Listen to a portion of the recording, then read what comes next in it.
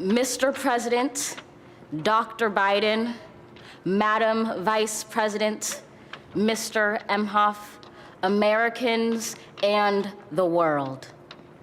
When day comes, we ask ourselves, where can we find light in this never-ending shade? The loss we carry, a sea we must wade. We've braved the belly of the beast.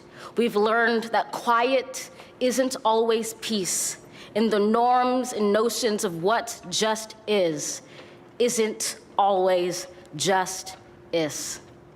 And yet the dawn is ours before we knew it. Somehow we do it. Somehow we've weathered and witnessed a nation that isn't broken, but simply unfinished. We, the successors of a country and a time where a skinny Black girl descended from slaves and raised by a single mother can dream of becoming president, only to find herself reciting for one.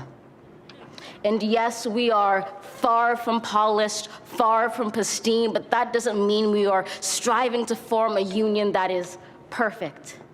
We are striving to forge our union with purpose, to compose a country committed to all cultures, colors, characters, and conditions of man.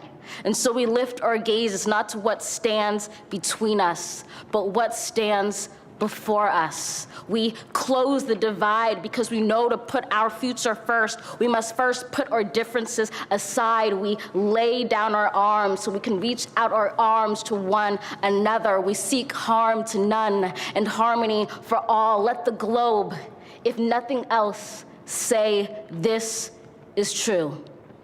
That even as we grieved, we grew, that even as we hurt, we hoped, that even as we tired, we tried, that we'll forever be tied together, victorious, not because we will never again know defeat, but because we will never again sow division.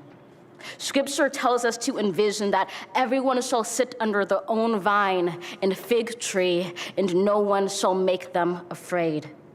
If we're to live up to our own time, then victory won't lie in the blade, but in all the bridges we've made. That is the promised glade, the hill we climb, if only we dare it, because being American is more than a pride we inherit. It's the past we step into and how we repair it.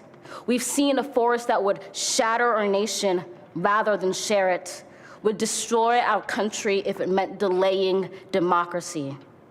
And this effort very nearly succeeded. But while democracy can be periodically delayed, it can never be permanently defeated.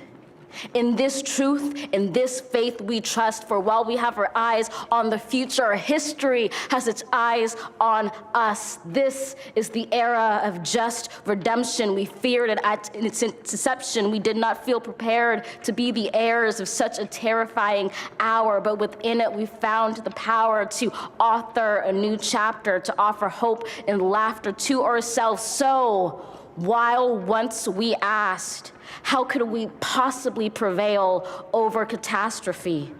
Now we assert, how could catastrophe possibly prevail over us? We will not march back to what was, but move to what shall be, a country that is bruised but whole, benevolent but bold, fierce and free. We will not be turned around or interrupted by intimidation, because we know our inaction and inertia will be the inheritance of the next generation. Our blunders become their burdens. But one thing is certain: if we merge mercy with might and might with right, then love becomes our legacy and change our children's birthright.